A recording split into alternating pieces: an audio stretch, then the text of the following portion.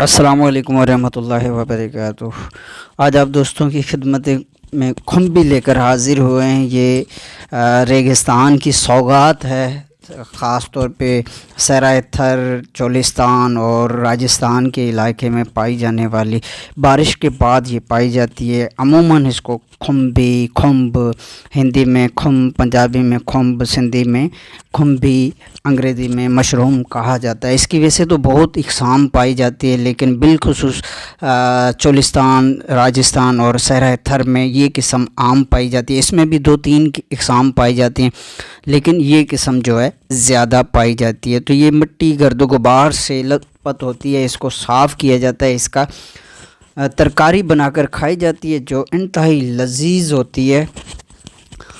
اور ذائقے کے اعتبار سے یہ اس کا ذائقہ جو ہے پھیکا ہے، مزاج کے اعتبار سے خشک سرد مزاج ہے اس کا۔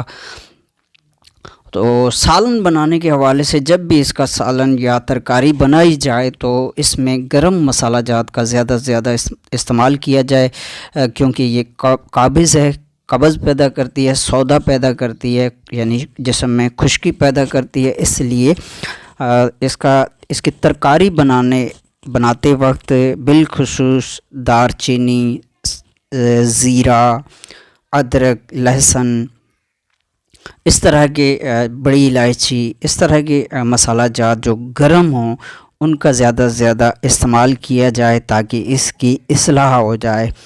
تو مزاج کے اعتبار سے ہم نے بتا دیا ہے کہ یہ سودا پیدا کرتی ہے، خشک سرد مزاج ہے، اس کا قابض ہے، دست وغیرہ کو، پیچس کو، خون کو روکنے کے حوالے سے انتہائی مفید ہے۔ جب یہ خشک ہو جاتی ہے، پک جاتی ہے، پختہ ہو جاتی ہے، تو اس میں سے سرخ کلر کا آٹا نکلتا ہے، جو کہ پختہ ہونے کے بعد یہ سرخ کلر کا آٹا بن جاتا ہے، جیسا کہ ہم دکھا رہے ہیں۔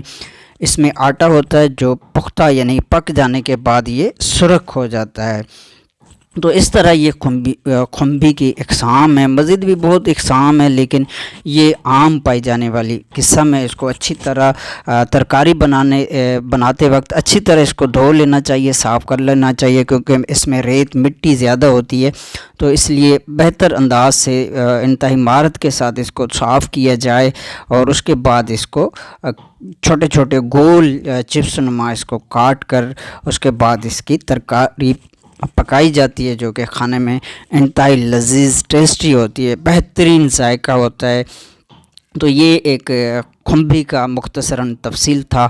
آپ کی دعاؤں کا طالب عبدالکریم آزاد۔